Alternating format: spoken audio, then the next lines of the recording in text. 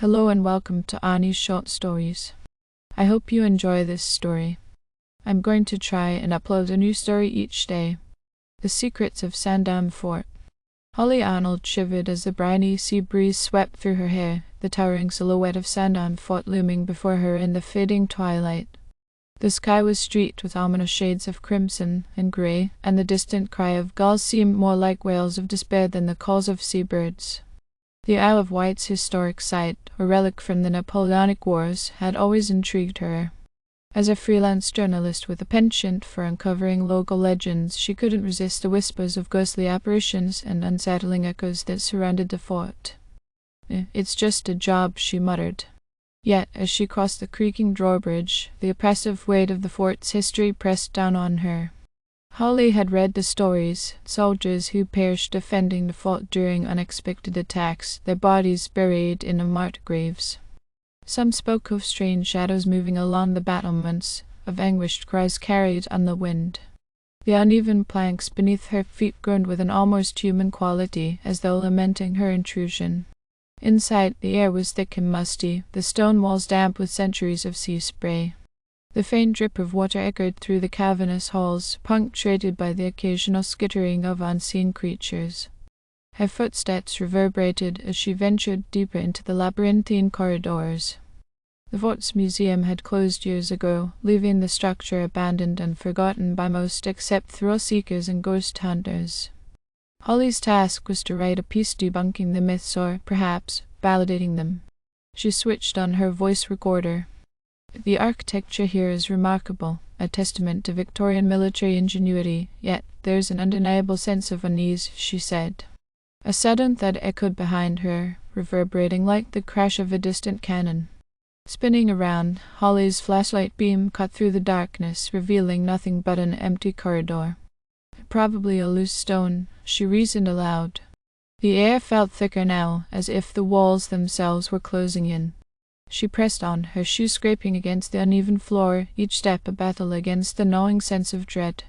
The air grew colder as she descended into the lower levels, the fort's dungeon-like chambers where prisoners of war had been kept. Holly paused to examine an iron door, its rusted hinges frozen in time. The intricate patterns etched into the metal seemed to pulse under her gaze. As she crouched to photograph the lock, a faint whisper tickled her ear. "A help." She froze, her breath hitching in her throat. "Ah?" Her voice echoed back to her, thin and wavering, swallowed by the oppressive silence. The flashlight flickered, plunging her into momentary darkness. She heard a faint shuffle, like boots scraping stone. When the light stabilized, Holly's breath caught. A figure stood at the end of the corridor, a soldier in a tattered red coat, his face pale and gaunt.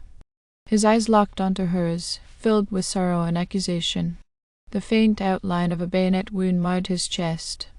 Before she could react, he vanished, leaving only a lingering chill. "This can't be real," she whispered. Yet curiosity outweighed fear.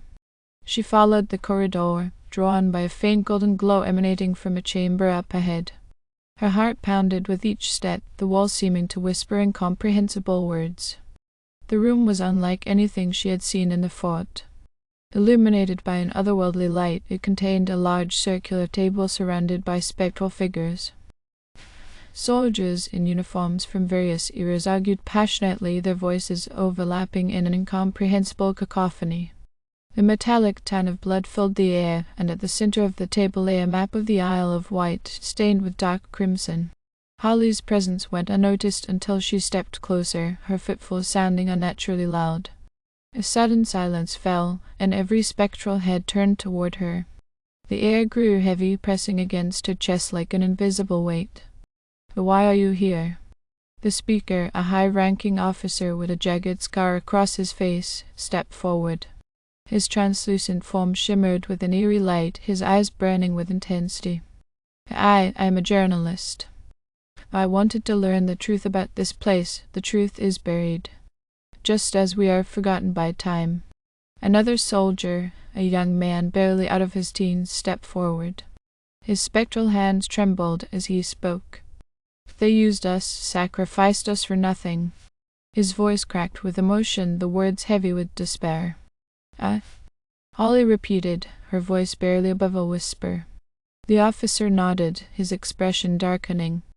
Bound to this fort by the weight of our unfinished duty, our blood stains these walls, our screams haunt the stones, and now you must decide, will you expose our torment?